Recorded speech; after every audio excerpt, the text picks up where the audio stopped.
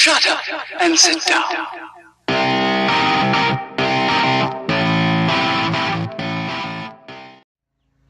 Hey everybody, I'm David.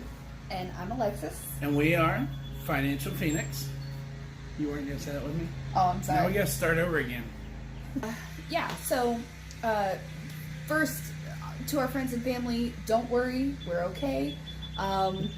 But we want to let you in on this part of our journey because this, I think, is important.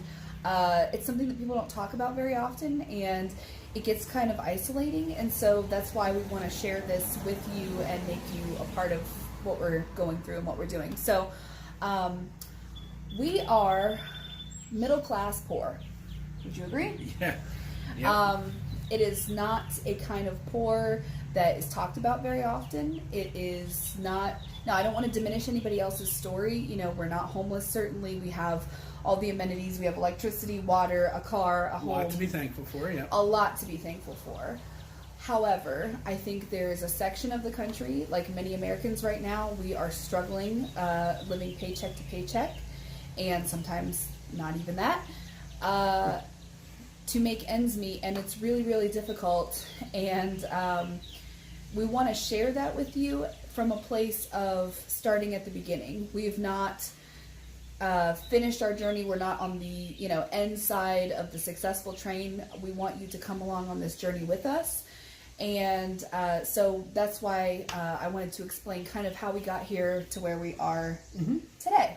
So yeah, I quit my job in 2015 when things were good, when David had a really good job that was bringing in a lot of money, and I was going to be a homemaker and try to start a business from home, which I am still doing part-time, but as things got a little more financially unstable, we have had to scale that back tremendously.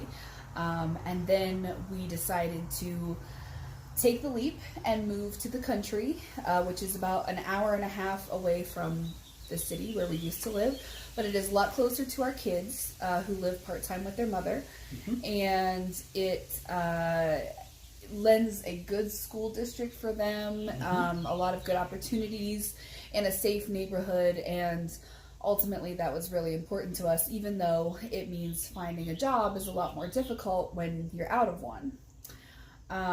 So after moving to the country, even a little bit before, honestly, in 2016 and 17, we suffered some pretty catastrophic to us financial setbacks. Some major home repairs that we could not afford. Now, we weren't in a terrible place financially before that. We had a credit card or two, like everybody else, but minimal balances. Just the two of them, yeah. Right. And we had some medical issues as well, nothing dire, but enough to hurt. I think I saw the other day that one of the senators said most Americans right now are about $400 surprise, what am I thinking? Unexpected expense away from being sunk, away from being sunk. And that's terrifying. But it's something that really resonates with us in our current situation, and has for a while now. Our battleship's taking a lot of shots. It's taken a lot of shots. And like I said, again, we have a lot to be thankful for still. We are healthy. Our kids are healthy. We have a home. But we're in that place where it starts to get scary about how long those things are going to last. Yeah.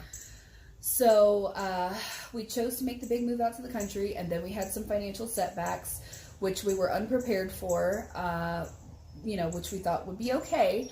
And then David lost his job, the job that was able to allow me to stay and work from home and to afford our nice house in the country. So that, combined with the financial setbacks that we had really have shaken us up. So with that, and then there's on top of that, me finding a job, which then who takes care of the kids when they're here, then you have the daycare versus income balance, which is going to take precedence over. Yeah. So all of that is our backstory. That's what's led us here today to the position that we're in now. So just to to give a recap of our situation a little bit, I kind of feel like you actually stole a lot of my lines, but the fact of the matter is, we do have more than a few $1,000s worth of debt. I don't want to scare anybody and say thousands upon thousands because it's not quite accurate, but we do have more than a few thousand in debt. We're scraping by paycheck to paycheck, and that's just not doing it. It's not covering our expenses. I'm already having to come up with ways to supplement and fill in the gaps as it is. Oh, but let's be clear though too. This week will be our last week being paycheck to paycheck because it's our last paycheck. Because there will be no more paychecks, yeah. So David was recently forced to quit his job that was an hour and a half away because it was coming down to, well, do we feed ourselves? Do we keep the lights on? Or do we pay for gas to get to this job and then have no money at the end of the week? So we are now in between jobs and working this side business, which he'll talk about. But to be clear, that's where we're starting this journey. We're starting this journey on the last paycheck. So, oh my God. Yeah, so that could be a little daunting, but it'll make the challenge of everything a little more rewarding once we succeed. So, building a business is already hard enough, and building a business without hardly any capital is extremely difficult. Luckily, the two of us work well together, bounce ideas off of each other, and we come up with multifaceted ideas to bridge the gap and to pay the bills and to take care of our expenses at little cost. So that gives us a leg up, being able to work together. But yeah, that's a little bit about our situation.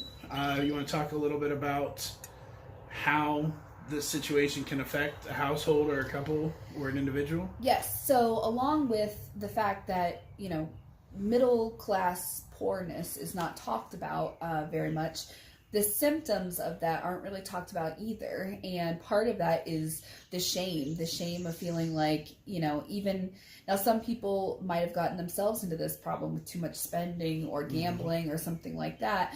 And there's that shame associated with it. But even if this is something that, was entirely beyond your control, sometimes it feels like, there's some sort of shame that should be attached to it that you should feel anyway. So it's difficult to talk about with people. It's not easy to go to your friends and say, I can't go out to eat with you guys this weekend. I can't go out for drinks. I can't even go out for coffee because I can't afford it.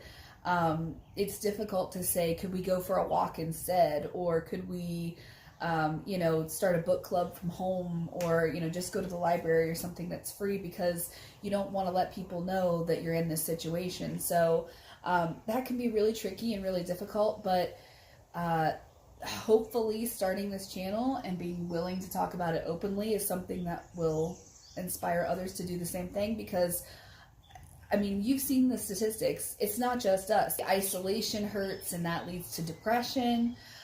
It takes a toll on your marriage. You fight more. You have sex less. Your kids see you stressed out, and so then your kids sort of internalize that too, and it just spirals out of control. It's hard to remember that the problem is one problem. It's financial instability. But that leads to such a host of other problems that it can be really overwhelming. So we are taking it one step at a time, and we are trying to combat this as positively as we can, knowing that it is one problem, and that if we solve this one problem, it's easier to tackle the issue of needing money to alleviate these other problems, rather than looking at them individually and thinking, oh, we're in a really rough spot because, there's more stress, there's the argument more frequent, worrying about who's calling, if it's somebody to collect a bill, rather than focusing on all these different things and feeling like there's just a landslide of problems. The most realistic solution is take control of our financial selves and, create a better opportunity for ourselves financially, and let that alleviate the pressure. So what is this project? So this project is going to be multifaceted. As I talked about, we have several different things that we do and are going to continue to evolve at doing to allow us to have more financial freedom. We're going to continue to look at things that we do currently, which, you do couponing, you do lots of deals to get us the items that we would buy normally month to month for our home at a really low price, if not free, sometimes even at a profit.